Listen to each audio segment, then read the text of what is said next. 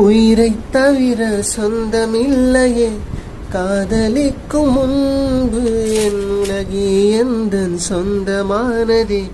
காதல் வந்த பின்பு சாவை அழைத்து கடிதம் போட்டேன். காதலிக்கும் முன்பு இந்த சாவை புதைக்க சக்தி கேட்கிறேன். காதல் வந்த பின்பு உன்னால் என் கடலலை உறங்கவே இல்லை. உன்னால் என் நிலவுக்கு உடல் நலனில்லை. நான் கடலாவதும் இல்லை நுரையாவதும் வளப்பிறையாவதும் சொல்லில் உள்ளதடி.